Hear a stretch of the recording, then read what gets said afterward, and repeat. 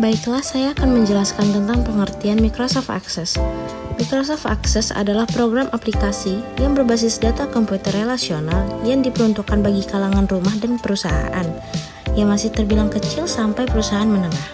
Sama seperti para saudaranya, program aplikasi ini sudah banyak terdapat dalam komputer-komputer pemilik paket komplit Microsoft Office. Kegunaan Microsoft Access. Microsoft Access sendiri memiliki tugas untuk mengelola basis data atau database. Database atau basis data adalah sebuah kumpulan data yang teratur dan terstruktur.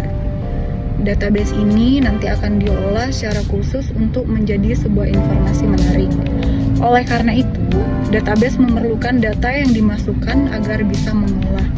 Berbeda dengan program aplikasi database yang lain, Microsoft Access secara khusus menggunakan mesin basis data Microsoft Jet Database X9.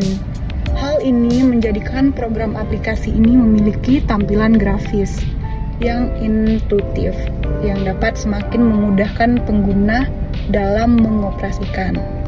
Fungsi Microsoft Access 1. Dalam bidang bisnis, program aplikasi ini sangat memudahkan pekerjaan-pekerjaan dalam bidang bisnis seperti pembuatan laporan keuangan, keuntungan, gaji untuk karyawan, dan seterusnya.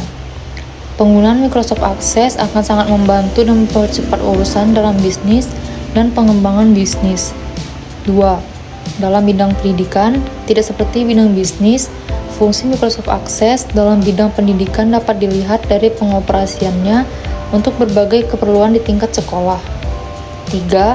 Dalam bidang perkantoran, fungsi Microsoft Access dalam bidang perkantoran sekilas terlihat hampir mirip dengan fungsinya di dalam bidang bisnis.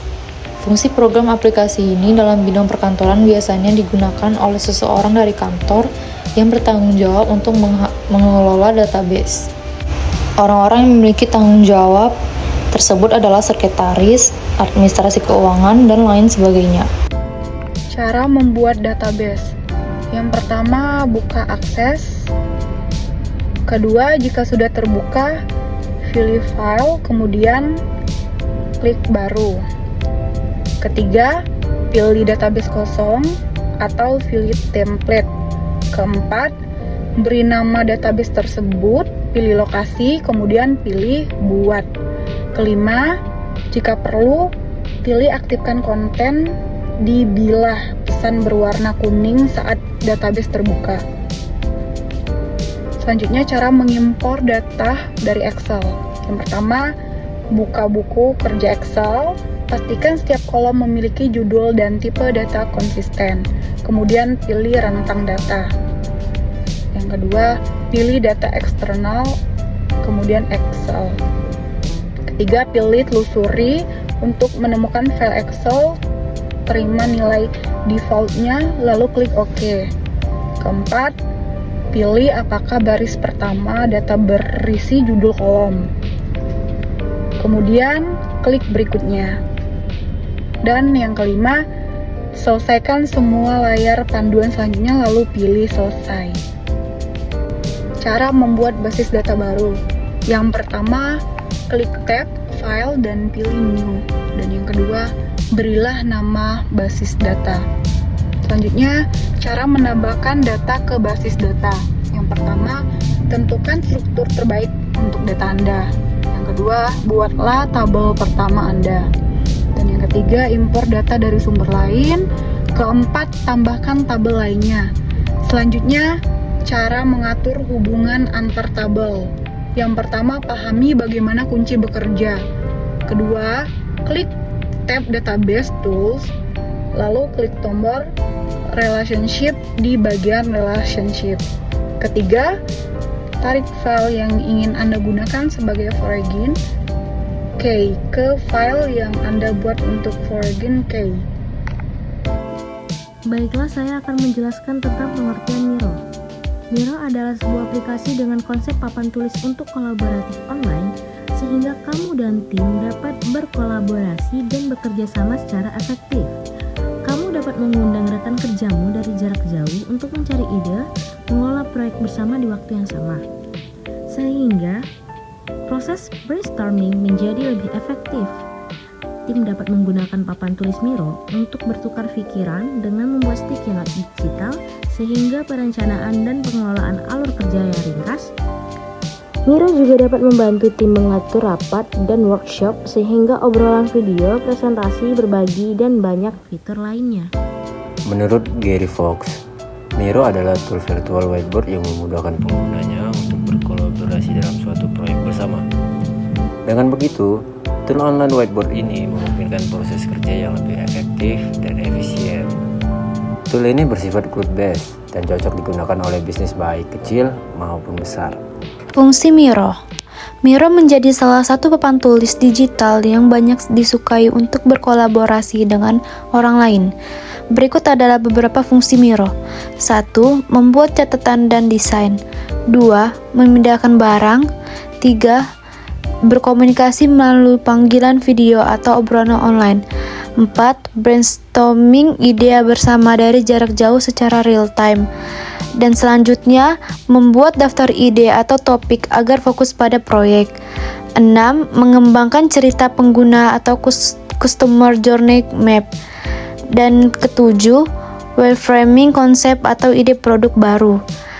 Kedelapan, kamu dapat meninggalkan komentar untuk kontributor lain untuk perbaikan. Dan yang kesembilan, menyusun roadmap atau strategi untuk loka karya atau program inovasi. Terakhir, menjalankan rapat yang lebih menarik dan inovatif untuk tim dalam agile culture. Ikuti langkah berikut ini untuk menggunakan Miro. Yang pertama, unduh Miro di komputermu. Miro tersedia untuk Windows dan macOS. Yang kedua, lakukan pendaftaran atau sign up untuk menggunakan Miro. Masukkan semua informasi dan klik Get Started Now. Yang ketiga, berikutnya masukkan kode konfirmasi yang dikirimkan ke alamat emailmu yang terdaftar. Selanjutnya yang keempat, kamu harus melengkapi detail yang dibutuhkan Miro seperti nama tim, alasan penggunaan Miro, posisi dalam tim, status pekerjaan, hingga seberapa besar perusahaanmu. Selanjutnya yang kelima, setelah itu kamu akan diminta untuk mengundang rekan setim kamu untuk berkolaborasi via Slack atau via Gmail. Kamu dapat melewati bagian ini jika kamu belum ingin berkolaborasi dengan siapapun. Yang keenam, pilih fokus area yang kamu jalani sekarang. Jika pilihan ini tidak berlaku untukmu, kamu dapat melewatinya dan langsung memulai kanvas kosong. Selanjutnya yang ketujuh, setelah masuk ke dashboard Miro, klik New Board dan pilih Create a Share Board. Selanjutnya yang kedelapan, kamu dapat memilih template yang disediakan Miro atau memulai sendiri dari nol.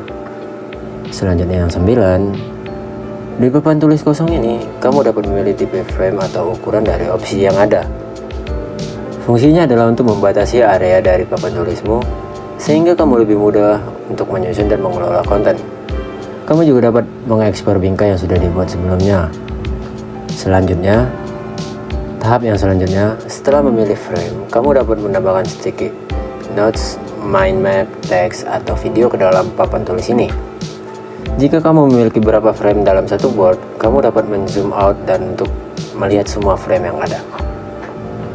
Selanjutnya, untuk membuat mind map, kamu dapat melihat opsi mind map dengan memilih aplikasi menu di bagian bawah sebelah kiri.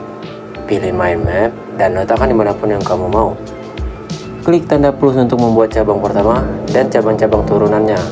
Kamu juga dapat menambahkan catatan. Selanjutnya, kamu juga dapat mengatur hasil penelitianmu menggunakan Miro, seperti menyimpan tautan situs web, URL untuk video, dan gambar dalam dokumen. Sayangnya hal ini mungkin terbatas dan tidak terlalu informatif karena koleksinya linear. Dan yang terakhir, kamu dapat membagikan konten Miro ke Slack atau Gmail. Untuk membagikan feedback, kamu dapat menunjukkan reaksi ke board, lalu menandai orang lain, mengajukan pertanyaan, dan menambahkan komentar di dalam board yang sama. Rekanmu yang kamu tandai akan diberikan notifikasi via email mereka untuk dapat membaca komentar untuk yang kamu berikan. Kamu bahkan dapat membuat pertanyaan dengan color coding agar terlihat lebih menarik